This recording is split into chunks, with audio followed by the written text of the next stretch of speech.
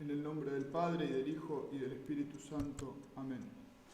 En el argumento de la subida al Monte Carmelo, la primera obra orgánica de San Juan de la Cruz, él reconoce que su objetivo es mostrar el camino hasta la cumbre del monte, que es el alto estado de la perfección que aquí llamamos unión del alma con Dios. Toda la vida espiritual tiende hacia la unión. Y el objeto de la teología ascética y mística o teología espiritual es la unión del alma y Dios. Y esta unión tenemos que entenderla nosotros como una parte del camino ordinario de la perfección, es decir, como algo que nosotros tenemos que alcanzar, no como una gracia extraordinaria. ¿Cómo entender esta unión? Fundamentalmente es una unión de dos voluntades, de la voluntad de Dios y de la voluntad del hombre. Es una unión de libertades. Para llegar a esa unión, evidentemente, hay que salvar una distancia infinita que existe entre lo que Dios quiere y lo que nosotros naturalmente queremos. Todo el señorío y libertad del mundo, dice San Juan de la Cruz, comparado con la libertad y señorío del Espíritu de Dios, es suma servidumbre y angustia y cautiverio.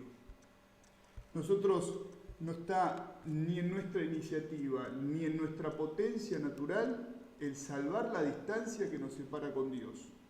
Pero Dios ha querido, por medio de Jesucristo, establecer un puente, tender un puente para llegar hasta nosotros y hacer posible esa unión. Él quiere que ese efecto, que es sobrenatural, estrictamente sobrenatural, dependa ordinariamente, en parte, de nuestra libre elección.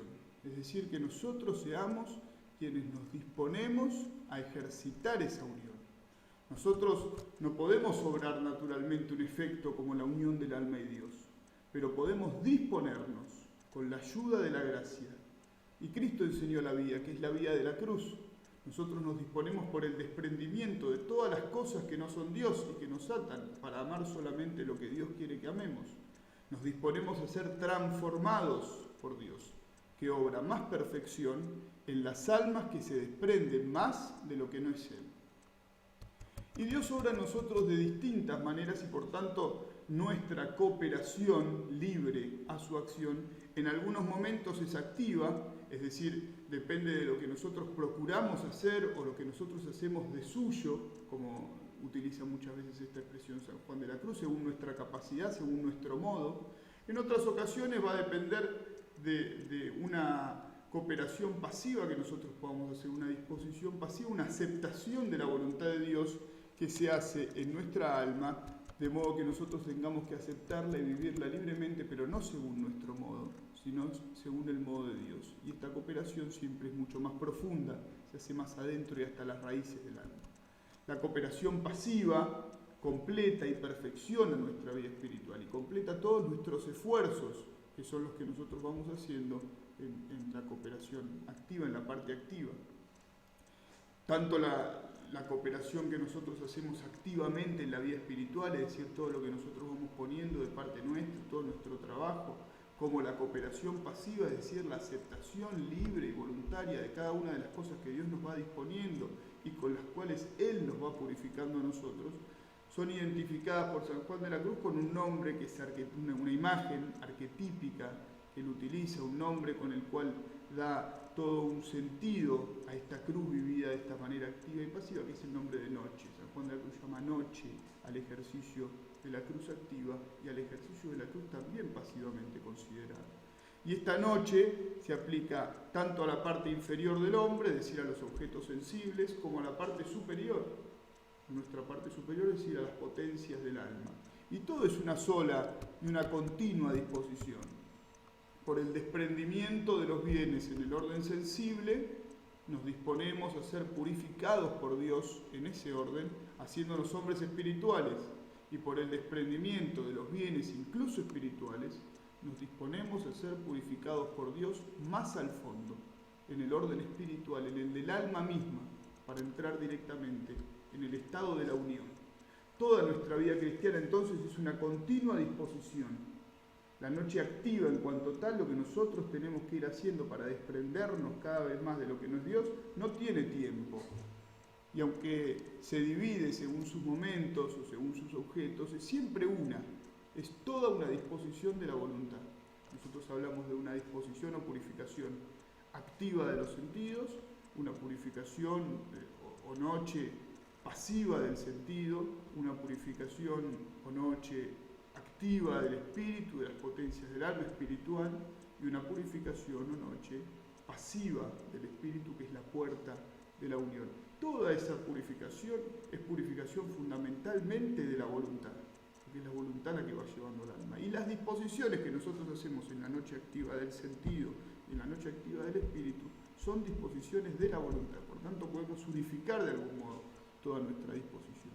San Juan de la Cruz esto lo dice de diversas maneras. Por ejemplo, él afirma en el libro de la Noche Oscura que sin la purificación del espíritu, por la comunicación que hay de una parte, la parte espiritual, a la otra, la parte sensible, por razón de ser nosotros un solo supuesto, tampoco la purgación sensitiva, aunque haya sido muy fuerte, queda acabada y perfecta. En esto ya manifiesta cómo esa purificación se da en una unidad.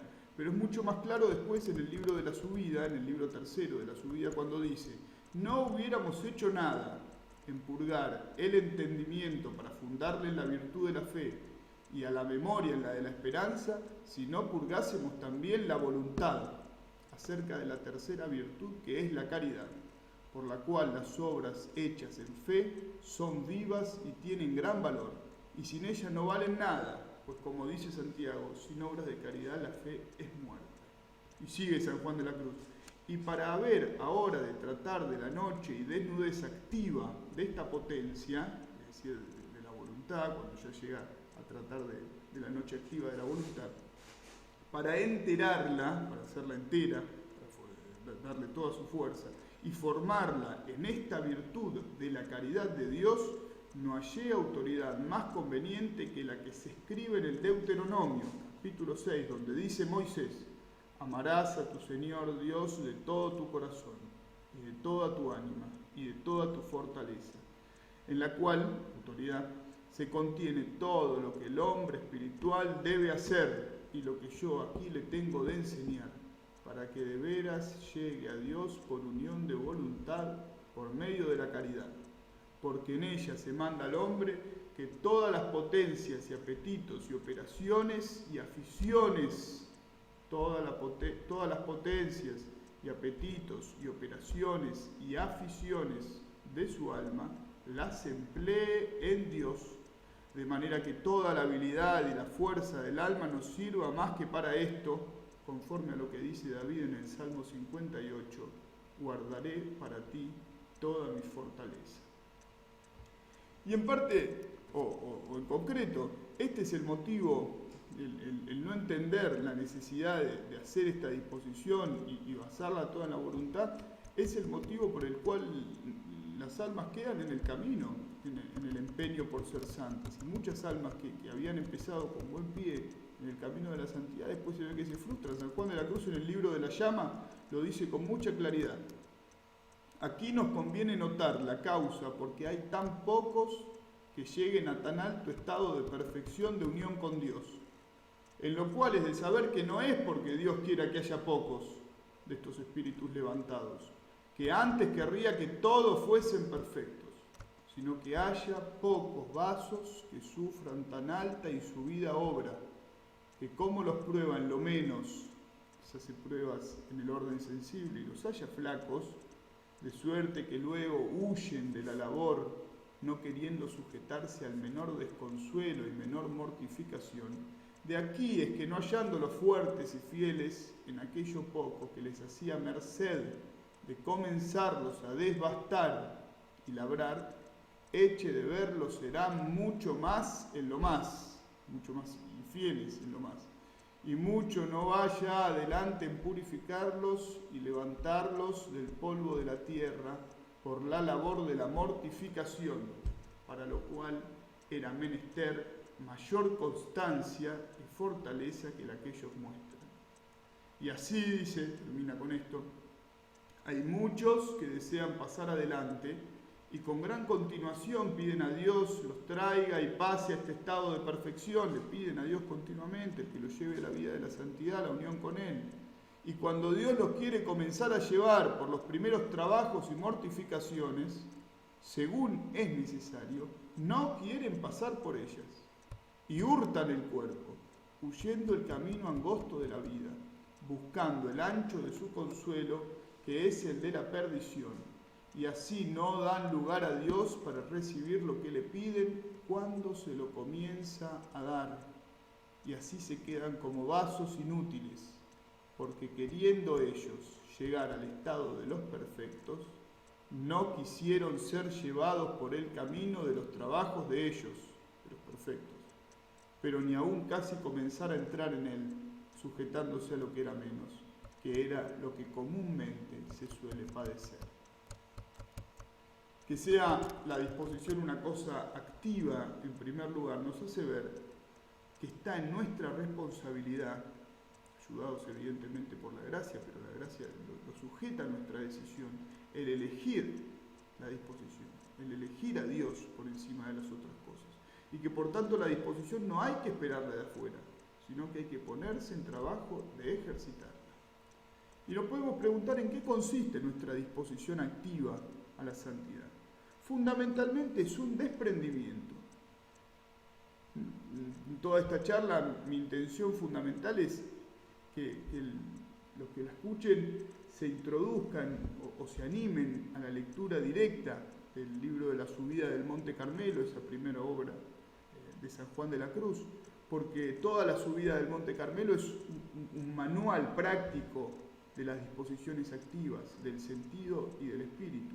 Aquí vamos a entresacar algunos de los consejos que San Juan de la Cruz pone allí, iluminando con algunas otras obras, pero hay que ir al texto sanjuanista y hay que conocerlo en toda su fuerza.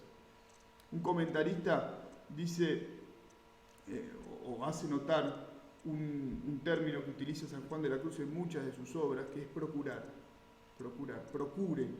Muchas veces él dice, cuando aconseja, dice esto, procure, ya lo vamos a ver en algunos textos.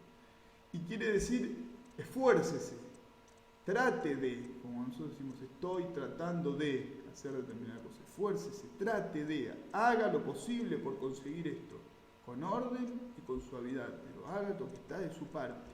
Eso quiere decir el verbo procure, para que cuando lo vean, lo encuentren, entiendan esa fuerza que tiene. Y Dios quiere que nosotros pongamos de nuestra parte para desatarnos de las cosas sensibles y de nuestro orgullo, es decir, de las cosas espirituales, que es la raíz de los objetos de complacencia espirituales.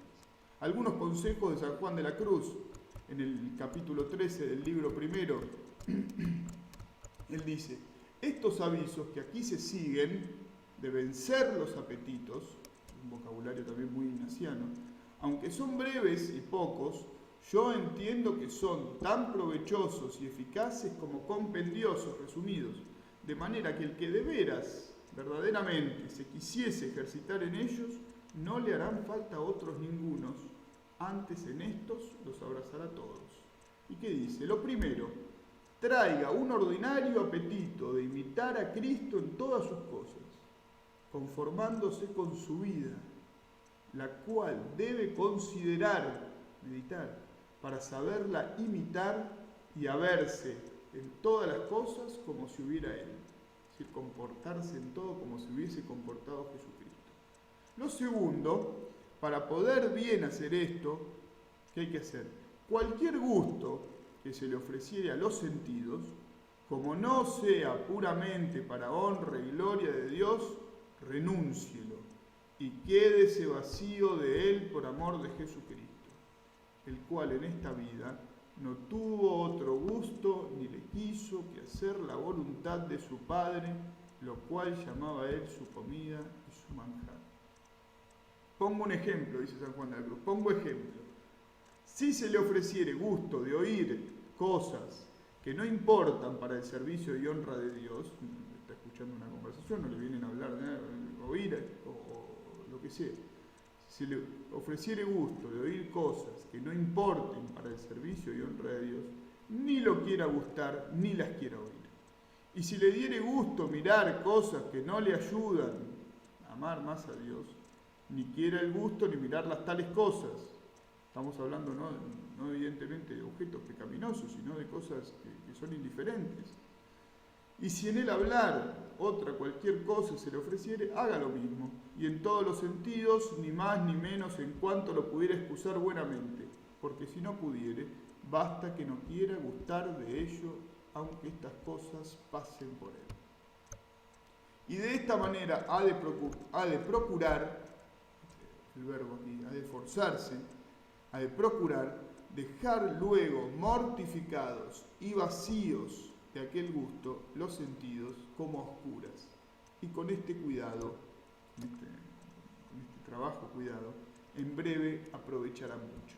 Más adelante dice en el mismo capítulo, para mortificar y apaciguar las 4 pasiones naturales que son el gozo, la esperanza, el temor y el dolor, de cuya concordia y pacificación salen estos y los demás bienes, los bienes sensibles y los demás bienes, es total remedio lo que se sigue, y de gran merecimiento y causa de grandes virtudes. Atención, procure siempre inclinarse, no a lo más fácil, sino a lo más dificultoso.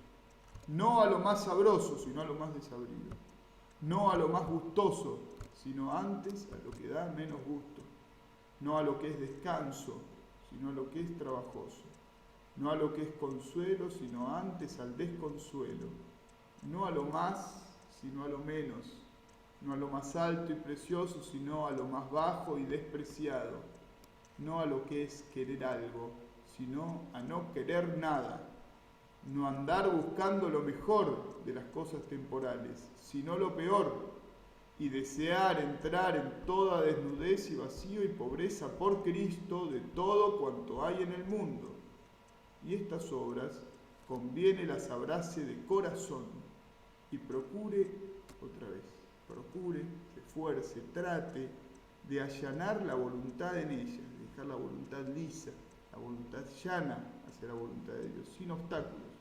Porque si de corazón las obra, muy en breve, y esto es interesante porque después pasarán años y nosotros no adquirimos esta voluntad, y si cumpliésemos estos ejercicios, muy en breve vendrá a hallar en ellas gran deleite y consuelo, obrando ordenada y discretamente.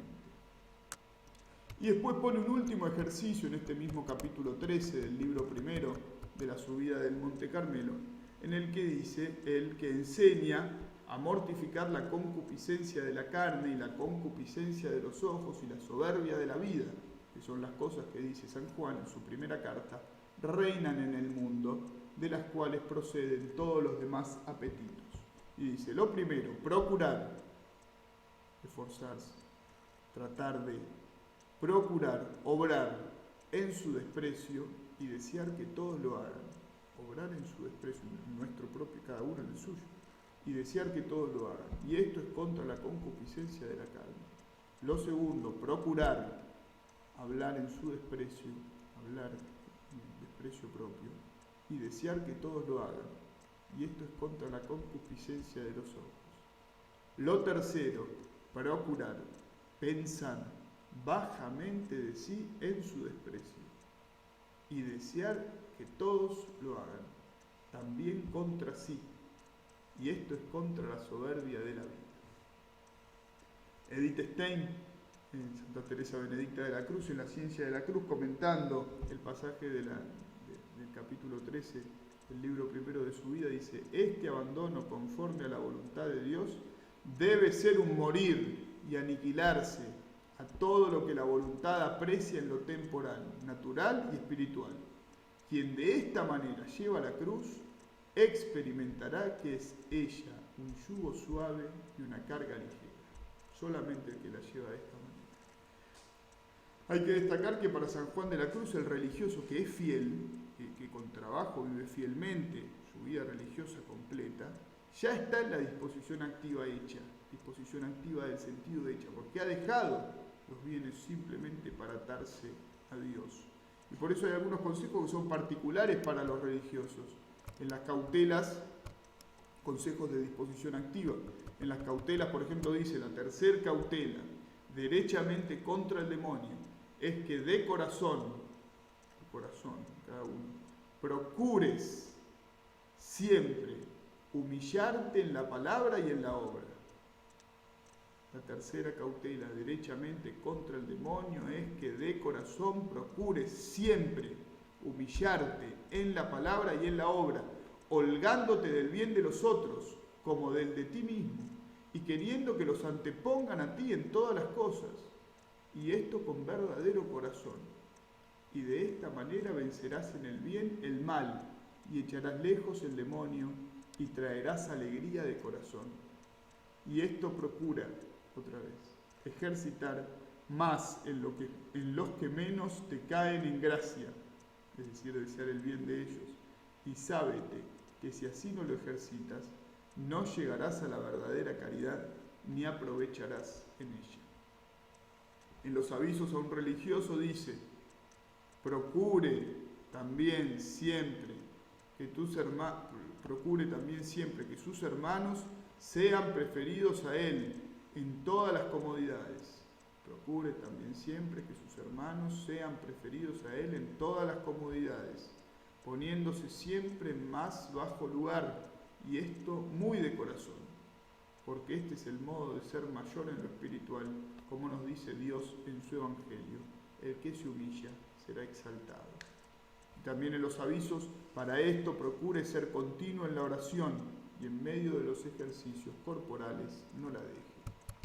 En ese pequeño documento que se titula Grados de Perfección, dice San Juan de la Cruz: procurar andar siempre en la presencia de Dios, otra disposición intelectual, o real o imaginaria o unitiva, conforme con las obras se compadeciere. Procure en todas las cosas la mayor honra y gloria de Dios. Procure siempre confesarse con mucho conocimiento de su miseria y con claridad y pureza. Y en la subida del Monte Carmelo, dice San Juan de la Cruz así: el alma que se enamora de mayorías de cargos o de otros tales oficios, de cargos altos, mayorías son eso, o de otros tales oficios y de las libertades de su apetito, delante de Dios es tenido y tratado, no como hijo, sino como bajo, esclavo y cautivo, por no haber querido él tomar su santa doctrina, en que nos enseña que el que quisiere ser mayor sea menor, y el que quisiere ser menor sea el mayor.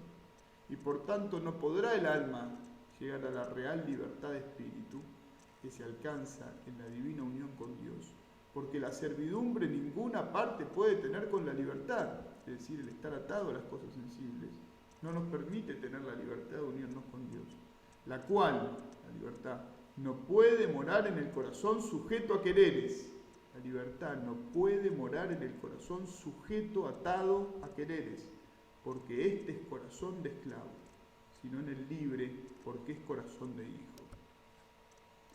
Y en otro capítulo de la misma subida dice: quiero poner aquí un documento con que se vea cuándo, para ir explicando un poco cómo se concretiza esta disposición, cuándo dichos sabores de los sentidos hacen provecho y cuándo no. Y es que todas las veces, y esto es importante para poder discernir, todas las veces que oyendo músicas u otras cosas y viendo cosas agradables y oliendo suaves olores o gustando algunos sabores y delicados toques, luego al primer movimiento se pone la noticia y afección de la voluntad de Dios, dándole más gusto a aquella noticia que el motivo sensual que se la causa, sensible que se la causa, y no gusta del tal motivo sino por eso, es señal que saca provecho de lo dicho, o sea que se está aprovechando eso para glorificar a Dios, y que le ayuda a lo tal sensitivo al espíritu. Y en esta manera se puede usar, o sea, nosotros podemos aplicarnos a las cosas sensibles cuando nos elevan directamente a Dios, porque entonces sirven los sensibles para el fin para que Dios los creó y dio, que es para ser por ellos más amado y conocido. Pero el que no sintiere esta libertad de espíritu de elevarse inmediatamente a Dios en las dichas cosas y gustos sensibles, sino que su voluntad se detiene en estos gustos y se ceba en ellos, no intencionalmente quizás, pero sí por su debilidad, daño le hacen y debe apartarse de usarlos, Porque aunque con la razón se quiera ayudar de ellos para ir a Dios, porque por ahí nosotros intencionalmente bien queremos ir a Dios por medio de determinadas cosas sensibles, todavía por cuanto el apetito gusta de ellos, es débil, según lo sensible, y conforme al gusto siempre es el efecto, más cierto es hacerle estorbo que ayuda y más daño que provecho. Y cuando viere que reina en sí el apetito de las tales recreaciones, debe mortificarle, porque cuanto más fuerte fuere, tiene más de imperfección y flaqueza. Y San Juan de la Cruz aplica este mismo criterio de ordenar todo al amor de Dios, incluso a las obras de las virtudes, cuando habla de la purificación activa de la voluntad. El cuarto género de bienes que trata es el de los bienes morales, y cuando trata de los bienes morales, que son las obras de las virtudes, dice, estas obras no solamente se pueden querer como un medio, sino que pueden quererse en sí mismas, son bienes que pueden quererse en sí mismos. Las virtudes, dice él, por sí mismas merecen ser amadas y estimadas, hablando humanamente. Y por eso bien se puede el hombre gozar de tenerlas en sí y ejercitarlas por lo que en sí son y por lo que de bien humana y temporalmente importan al hombre. El hombre podría gozarse, por ejemplo, en las propias obras de humildad, de verdad, de las propias obras de caridad, de misericordia, de lo que sea. De todas formas, San Juan de la Cruz les va a aplicar las obras de virtud, estos bienes morales, igualmente el criterio que viene trayendo, es decir, el del amor de Dios por encima de todo bien, el del desprendimiento incluso de eso, y lo va a llevar incluso a aplicarlo a los bienes sobrenaturales incluso. Dice así, aunque en esta primera manera, esa manera humana de gozarse en las virtudes, se deba gozar el cristiano sobre los bienes morales, es decir, yo puedo alegrarme de mi propia virtud, y buenas obras que temporalmente hace, por cuanto causan los bienes temporales que habemos dicho, no debe parar su gozo en esta primera manera, no debe gozarse solamente así, como habemos dicho de los gentiles, que es algo que ha tratado antes, cuyos ojos del alma no trascendían más que lo de esta vida mortal, sino que, pues tiene lumbre de fe, tiene la luz de la fe, en que espera vida eterna, y que sin esta, todo lo de acá y de allá no le valdrá nada, sin la vida eterna, solo y principalmente debe gozarse en la posesión y ejercicio de estos bienes morales en la segunda manera. ¿Cuál es esa segunda manera? Que es en cuanto, haciendo las obras por amor de Dios, le adquieren vida eterna. Y da el motivo. Debe, pues, gozarse el cristiano, cuanto más el religioso, no en si hace algunas buenas obras y sigue buenas costumbres, sino en si las hace por amor de Dios solo, sin otro respecto alguno, porque cuantos son para mayor premio de gloria hechas solo para servir a Dios, tanto para mayor confusión suya será delante de Dios, cuanto más le hubieren movido otros respectos.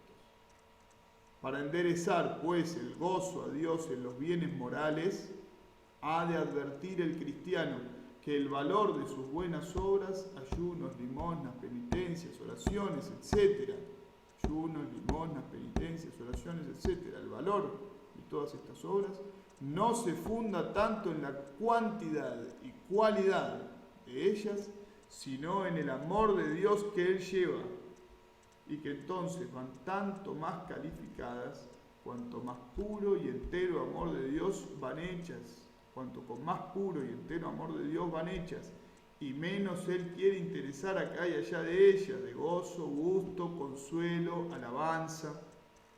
Y por eso termina diciendo, ni ha de asentar el corazón en el gusto, consuelo y sabor y los demás intereses, demás cosas que nos aprovechan, que suelen traer consigo los buenos ejercicios y obras, sino recoger el gozo a Dios, deseando servirle en ellas, en esas obras, y purgándose y quedándose oscuras de este gozo, querer que solo Dios sea el que se goce de esas obras de virtud y que guste de ellas en escondido, sin ningún otro respecto y jugo que honra y gloria de Dios, y así recogerá en Dios toda la fuerza de su voluntad. Y ahora quiero leer un texto que es un poco extenso, pero es muy claro, de San Juan de la Cruz, del libro de la subida del Monte Carmelo, respecto a una objeción que puede aparecer, que es decir, ¿hasta cuándo yo tengo que disponerme? Sobre todo en el inicio, pero también puede aparecer en distintos momentos de la vida espiritual, pienso. Que es decir, bueno, ¿hasta qué punto yo tengo que seguir purificándome? O también para evitar por ahí ciertas perplejidades o ciertas ansiedades que pueden nacer de no saber si uno está dando lo suficiente, si tendría que dar un poco más. También a veces en la lectura de las vidas de los santos vemos grandes obras que ellos han hecho de penitencia, de desprendimiento, y nosotros pensamos, bueno, ¿será que en eso radica el no estar por ahí llegando a más altos grados de vida espiritual, de unión con Dios? Bueno, San Juan de la Cruz se lo plantea muy claramente esto, y dice así, y en el texto se va a ver muy bien cuál es su respuesta y cuál es el criterio que él utiliza y que nosotros tenemos que ir aplicando a nuestra propia vida.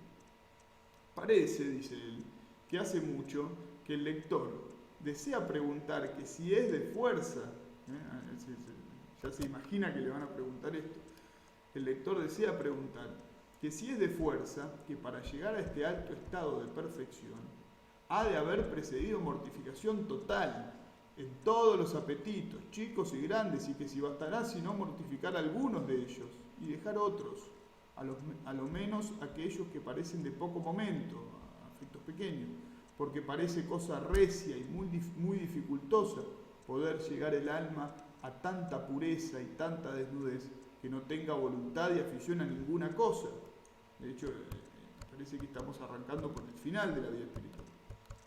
A esto respondo, dice San Juan de la Cruz.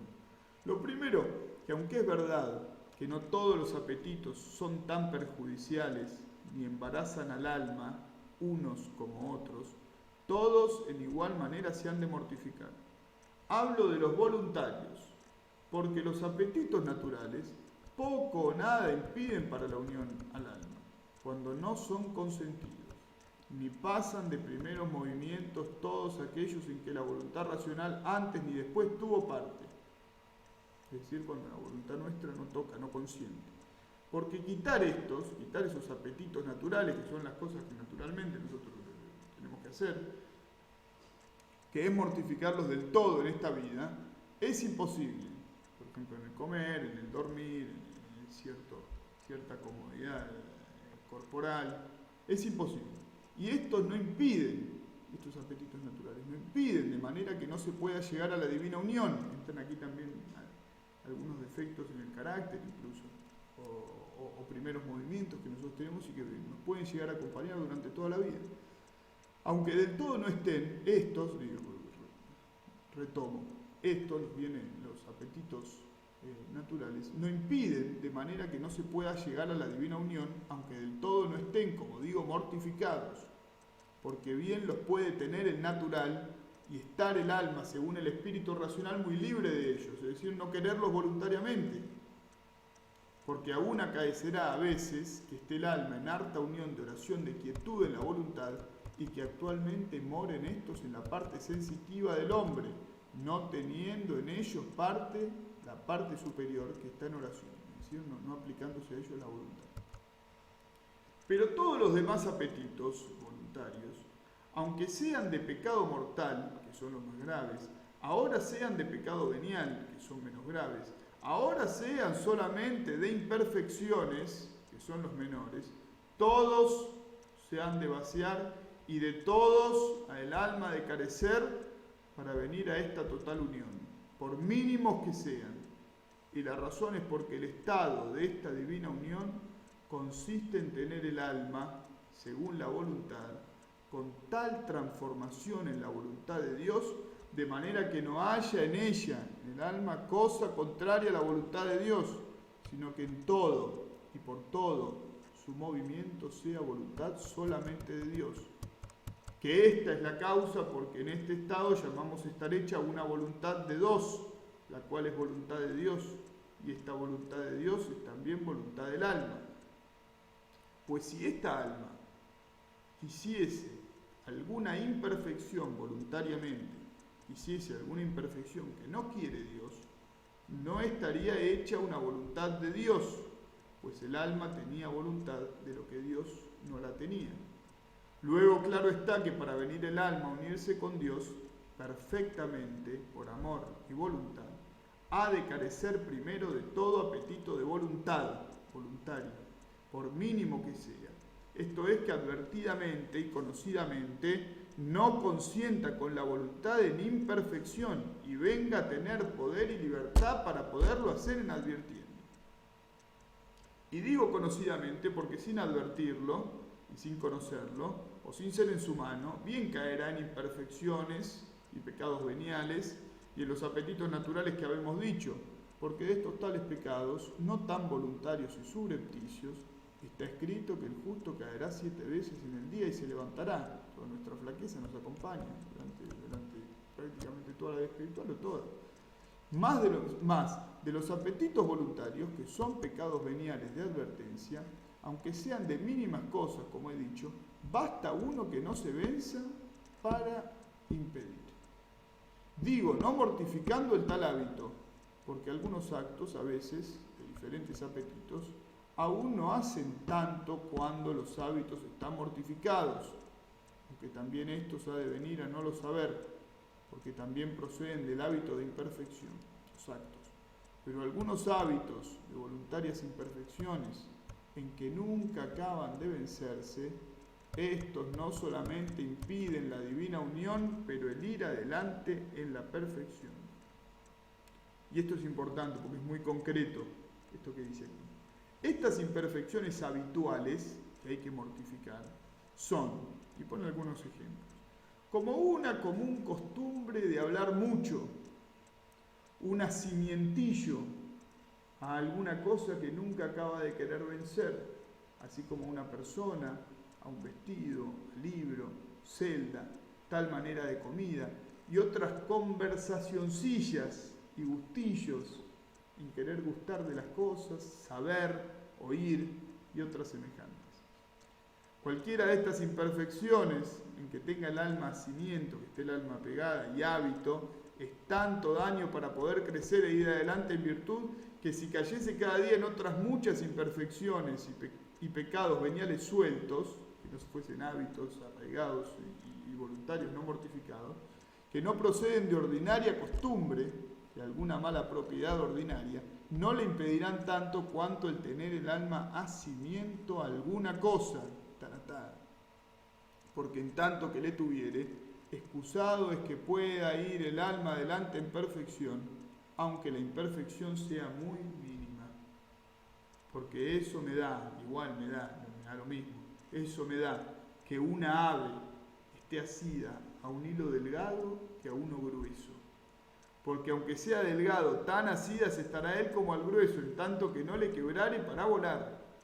Verdad es que el delgado es más fácil de quebrar, pero por fácil que es, si no lo quiebra, no volará.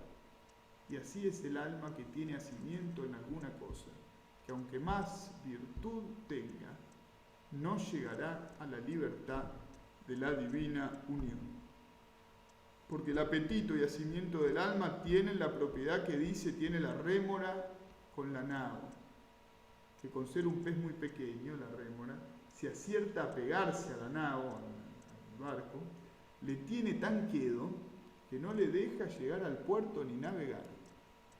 Y así es lástima ver algunas almas como unas ricas naos, unos ricos barcos, cargadas de riquezas y obras y ejercicios espirituales y virtudes y mercedes que Dios les hace. Mercedes son gracias, dones, mercedes que Dios les hace. Y por no tener ánimo para acabar con algún gustillo o hacimiento o afición, que todo es uno, nunca van adelante ni llegan al puerto de la perfección, que no estaba en más que dar un buen vuelo y acabar de quebrar aquel hilo de hacimiento o quitar aquella pegada rémora de apetito. Hasta aquí San Juan de la Cruz, un texto por demás claro que sirve para meditar muchísimo, sobre lo cual podemos hacer algunas pocas consideraciones. En primer lugar, no todos los apetitos o gustos pueden negarse, o al menos no todos pueden negarse del todo. Como sujeto activo, es decir, en su actividad, en su posición activa, en el sentido o en el espíritu, principalmente aquí me refiero a la parte sensible, Como sujeto activo el hombre tiene sus límites y la naturaleza nos impone nuestros propios límites. No solamente la naturaleza en general, sino nuestra propia naturaleza, nuestra flaqueza personal, nuestro carácter, nuestro temperamento, tenemos que trabajarlo, pero hay cosas que puede ser que no las lleguemos a quitar nunca. No es de Dios, si atendemos a San Juan de la Cruz, el pedirnos que nosotros quitemos lo que se llaman apetitos naturales. Estos, una vez ordenados por una buena mortificación que hay que hacer en lo que estos apetitos naturales tienen de desordenado posterior, como sucede por ejemplo en la comida, en el sueño, en el demasiado cómodo del cuerpo, en el cuidado excesivo del propio cuerpo, quitados, ordenados estos apetitos por una cierta mortificación, nos acompañan, y salvo casos extraordinarios que los hay, debemos santificarnos con ellos.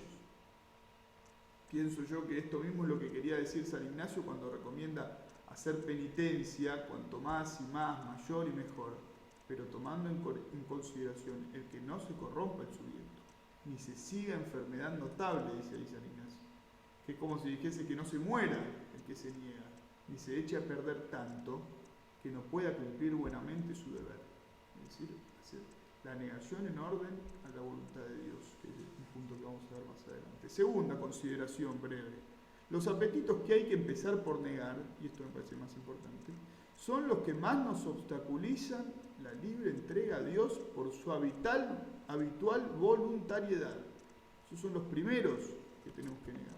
Y esto que parece muy evidente, quizás no lo es tanto, porque se ven a veces almas que sufren mucho por defectos naturales que tienen, que les son muy visibles, y se juzgan espiritualmente solamente por ellos, los cuales puede que no esté en su mano quitarlos del todo.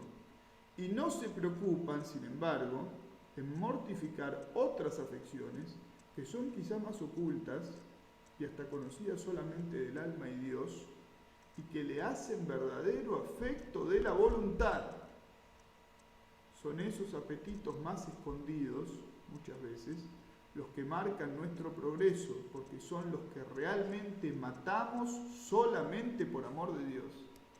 Y por eso conviene mucho ejercitarse en descubrir cuáles son los afectos que nos mueven, que por otra parte suelen estar muy a la vista en cuanto que no son cosas amadas, y apuntar a ellos la negación dispositiva que ha de hacerse, porque de nada vale castigarse externamente y maltratar al cuerpo, para luego dar rienda suelta a esos pequeños hacimientillos, como dice San Juan de la Cruz, ocultos, disimulados, que tanto fustiga el santo y con tanta concreción, como pudimos ver en el texto recién citado.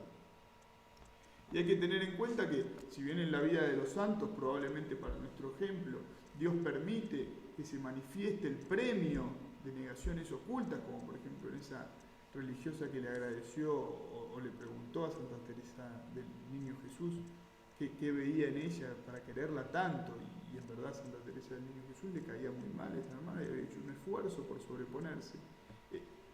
Esos episodios muchas veces están puestos para nuestro ejemplo, pero no son necesarios en la vida espiritual. Puede ser que nunca nos vengan a agradecer, y es lo más ordinario, y que nunca se vea un fruto concreto más que la libertad interior con la cual nosotros podemos empezar a amar cada vez más a Dios.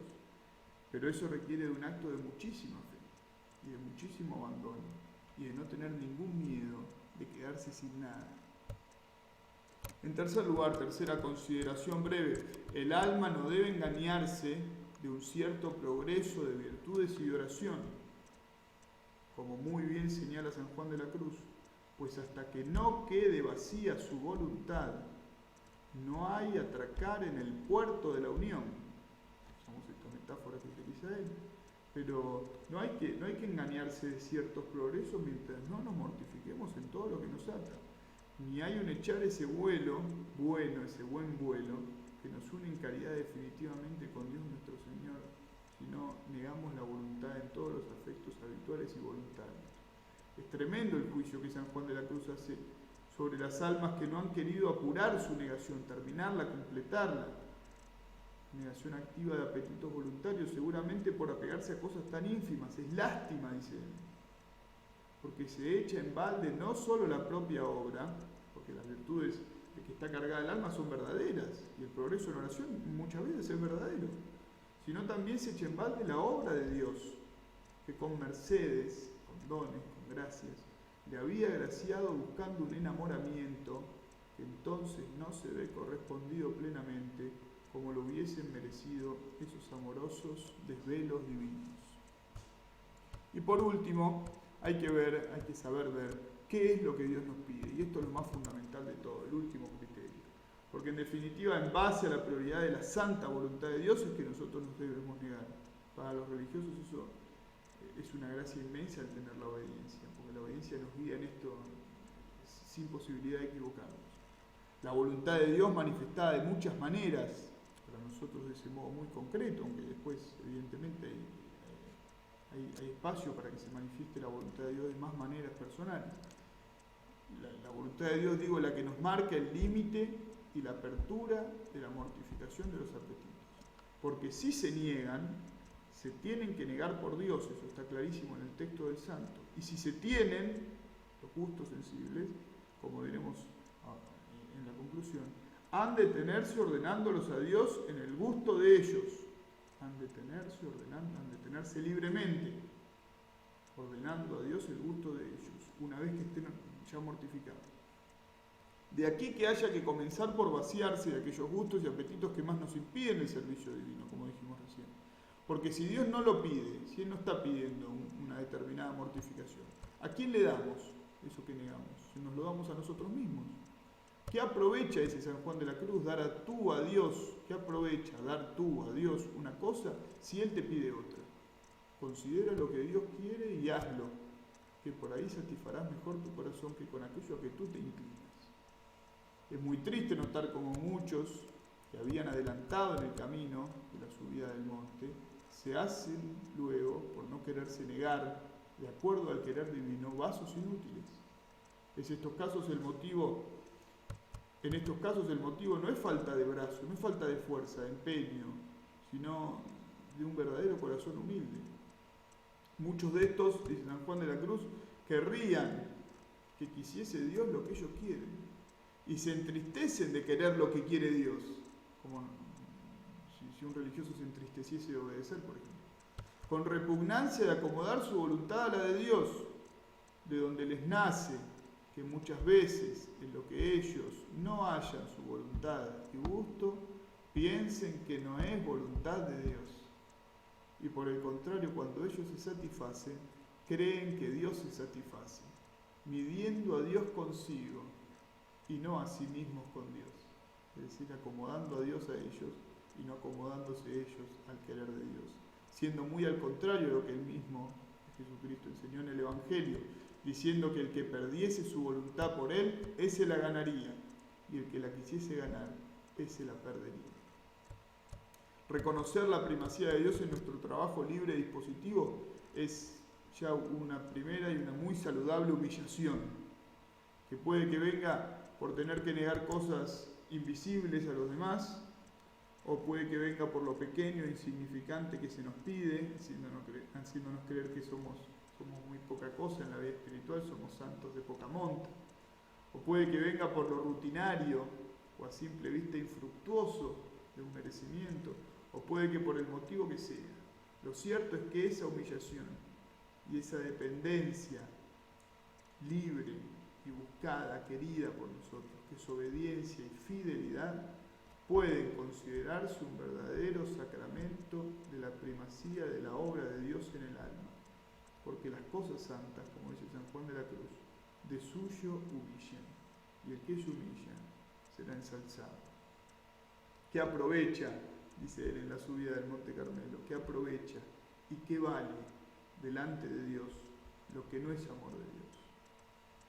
Y por eso nosotros tenemos que disponernos enteramente a la obra que Dios quiere hacer en nuestra alma, con una rectitud de corazón total, es decir, sometiéndonos, midiéndonos a nosotros con Dios. Muchas veces nosotros pedimos un montón de cosas y no logramos lo que pedimos porque se meten muchos intereses nuestros y queremos hacer cosas, pero las queremos hacer por interés. San Juan de la Cruz dice que si por esa sencillez no los oyere Dios, por la sencillez de la oración, de pedir cosas sencillas.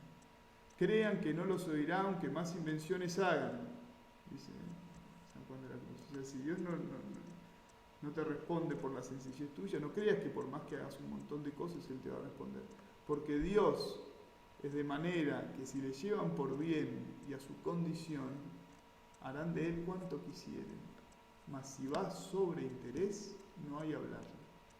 Si nosotros ponemos nuestra vida espiritual condicionada por el interés, aunque pidamos cosas buenas a Dios, no hay posibilidad de que nos la dé. Saber agradecer el don de Dios, saber seguir mereciéndolo con la ayuda de la gracia y saber seguir mereciendo la cruz. Esa es la disposición activa, por el deseo, por el ejercicio y por el amor de la propia cruz. El padre Fabro decía, y con esto ya podemos ir concluyendo, en la esfera religiosa la libertad es más profunda, más radical, porque por lo que son más libres quienes se sienten más obligados. Nadie más obligado que un santo a ser santo, como nadie es más esclavo que un libertino, así decía Fabro en una de sus clases. Y nosotros tenemos que fundar el alma en el amor, fundar el alma en la libertad que nos da el amor de Dios por encima de todas las cosas. Fundar el alma en amor es vivir una vida espiritual muy radicalmente libre, que es como decir muy obediente, muy crucificada, muy disciplinada, muy obligada a la santidad. Solo se dispone entonces a la obra de Dios el que se hace libre en la verdad y se funda en esa libertad por la caridad de Dios, aun cuando ésta deba ser purificada.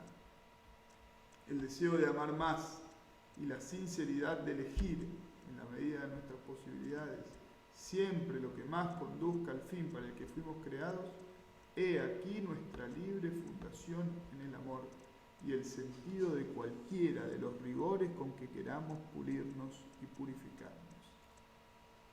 Y termino con un texto de nuestro fundador, del Padre Huela, que dice en el arte del Padre, hablando de la libertad, alguien podrá decir, eso es solamente una preocupación intelectual. No, nuestras constituciones dicen que queremos formar hombres y mujeres libres, con la libertad de Cristo, dóciles al Espíritu Santo, que donde está el Espíritu del Señor, dice San Pablo, allí está la libertad. Y formar hombres libres y mujeres libres es una cosa difícil, porque nunca faltan, como ocurrió en la época de los apóstoles, quienes en nombre de la libertad abusan de la libertad y caen en el libertinaje, es decir, usan mal de la libertad. Pero aunque esa es una posibilidad real, que de hecho se da, hay que formar en la libertad. No se gana absolutamente nada teniendo clones. Formar en serie es una desgracia, una falta de respeto a la dignidad del ser humano y es una falta de respeto a la dignidad que debe tener todo religioso y toda religiosa. Es preferible que haya incluso cierto desorden antes que atentar contra la libertad. Para ello deberíamos formar mejor en la libertad, formar la voluntad libre de nuestros formandos. Nosotros tenemos las técnicas, dice él, de la ascética cristiana, así dice el Padre Huela, la técnica del sacrificio, pues pequeños actos de sacrificio diario van formando una voluntad fuerte, libre, eficaz, enérgica, que cuando llega el momento de tener que hacer actos grandes es capaz de ponerlos. La técnica de la repetición de actos buenos para formar hábitos, de la responsabilidad en lo que se hace, de premios, de castigos, etc. Pero probablemente si se desentrañasen más y mejor todos los problemas relacionados con la libertad, podríamos ser más eficaces en la tarea educativa. ¿Y en qué aspecto deberíamos insistir? Yo creo, dice el Padre Huela, que deberíamos insistir, de hecho, en concreto, en la libertad mayúscula que da al religioso la práctica auténtica de los votos religiosos. Esta es la mejor disposición. Castidad, pobreza, obediencia. ¿Qué libertad que dan los votos religiosos? ¿Qué señorío frente a todas las cosas? La renuncia a tener familia según la descendencia, la renuncia a bienes materiales de cualquier tipo, la renuncia a la voluntad propia. ¿Quién puede haber más libre que ese hombre? Una vez tuve un caso de un joven, dice, que vino y me dijo, padre, yo obedeciendo no me siento libre. Me dio mucha tristeza y casi ni le respondí, porque no había entendido el Evangelio. No tenía fe en que si el grano de trigo no muere no da fruto. Quien busca su vida la perderá, quien pierda su vida por mí la encontrará. Y Cristo fue obediente hasta la muerte y muerte de cruz. Si después de años de vida religiosa alguien no ha descubierto que se planifica con el cumplimiento de los votos religiosos, ese está de más en esta congregación. También creo yo, todos, y de manera especial los superiores, debemos respetar al máximo la libertad de los súbditos. Asimismo debemos formar en el respeto que se tiene que dar entre los súbditos entre sí y en el respeto que se tiene que dar entre el súbdito y el superior. Y termina diciendo así: de lo que yo veo, y me parece no engañarme, en este tema fundamental pasa como pasa con todas las cosas, con todos los valores evangélicos. Hay quienes lo viven al 100%, en plenitud, con gran alegría y mucho fruto. Hay quienes aprovechan solamente el 60%, siguen con su juicio propio, con la búsqueda secreta de sí mismos, con sus egoísmos. Otros aprovechan el 30% y algunos no aprovechan nada.